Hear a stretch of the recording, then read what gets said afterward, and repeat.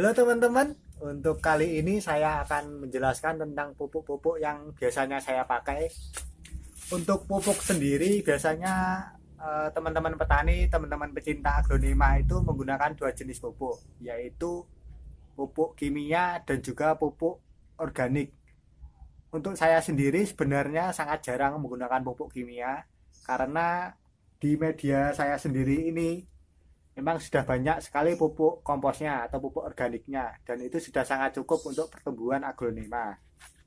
Kalau teman-teman ingat atau yang sudah lihat itu di video tutorial sebelumnya sudah saya kasih tahu cara pembuatan medianya seperti apa, terus perbandingan untuk pupuk kompos, untuk pasir malang dan lain-lain itu juga ada semua, bisa teman-teman lihat di video sebelumnya. Untuk pupuk kandang sendiri atau pupuk kompos itu sebenarnya sudah mengandung N, P, K, dan pupuk mikro lain yang lengkap. Dan menurut saya dengan pupuk kandang atau pupuk kompos itu sendiri tidak perlu ditambahi dengan pupuk kimia. Lalu pupuk NPK itu apa? N adalah nitrogen, P adalah fosfor, K adalah kalium. Nitrogen sendiri biasanya untuk pertumbuhan daunnya, untuk tanaman-tanaman muda. Fosfor itu untuk tanaman yang sedang berbunga, dan kalium untuk tanaman yang sedang berbuah. Untuk pupuk kimia yang sering saya pakai, ini saya pakai yang Osmocote. Osmocote ini dia pelepasan unsur haranya lambat, sehingga walaupun ada unsur garamnya tetapi tidak melukai tanaman. Mengapa? Karena pelepasannya lambat, jadi pupuknya keluarnya itu cuma sedikit-sedikit. Diserap tanaman juga sedikit sehingga tidak melukai akar, tidak melukai daun, dan walaupun sedang panas terik. Dan pupuk Osmocote ini, atau mungkin teman-teman ada yang ngomong ini pupuk Dekastar. Ini dia kandungannya 17% nitrogen, 11% fosfor, 10% kalium. Ini kan kandungan nitrogennya lebih tinggi. Jadi ini untuk tanaman muda. Ini akan saya aplikasikan ke tanaman pos saya yang baru pindah tanam. Ini jadi menggunakan yang nitrogennya tinggi untuk mempercepat pertumbuhan daun. Jadi untuk nitrogen sendiri ini biasanya untuk pertumbuhan klorofil. Jadi klorofilnya semakin banyak, proses pemasakan makanannya pun juga makin cepat, dan pertumbuhan tanaman akan cepat gede.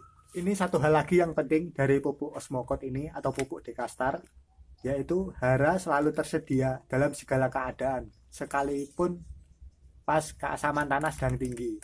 Jadi ada beberapa unsur hara itu yang kalau tanahnya sedang asam malah bisa menyebabkan tanah keracunan dan juga tidak bisa diserap oleh tanaman, malah terikat oleh tanah. Tetapi dengan pupuk Dekastar atau pupuk Osmocote ini, hara bisa selalu tersedia dan tidak terikat oleh tanah, dan pelepasannya pun juga lambat. Tapi untuk pupuk Dekastar ini memang saya sangat jarang menggunakan, karena menurut saya di pupuk kandang atau pupuk kompos itu sudah lebih dari cukup dan juga aman untuk tanaman ini sendiri. Oke, untuk selanjutnya bisa kita aplikasikan langsung pupuk Osmocote ini. Jadi dia bentuknya butiran, nanti bisa kita taburkan di medianya, di sekeliling media. Untuk pupuk Osmocote ini sekali pupuk 270 hari. Jadi Anda pupuk sekarang, pupuk ini baru habis sekitar 9 bulan lagi. Ada juga yang 6 bulan, ini tergantung teman-teman belinya yang apa. Nanti bisa membaca di kemasannya ini sendiri.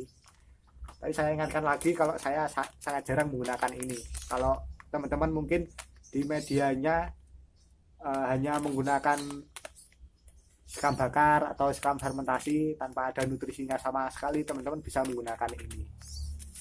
Oke, kita taburkan di sekelilingnya.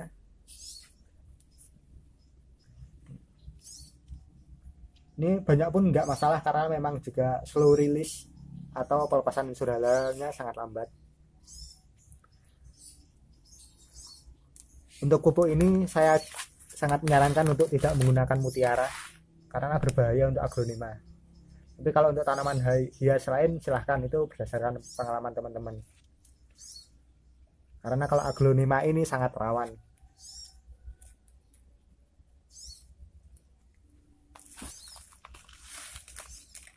Oke, kita taburkan secukupnya saja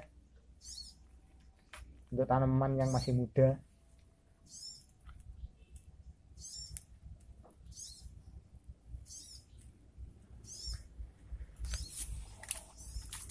saya ingatkan sekali lagi untuk teman-teman dalam memilih pupuk itu harus hati-hati, karena aglonema sangat sensitif. Kalau salah memilih pupuk bisa merusak tanaman Anda.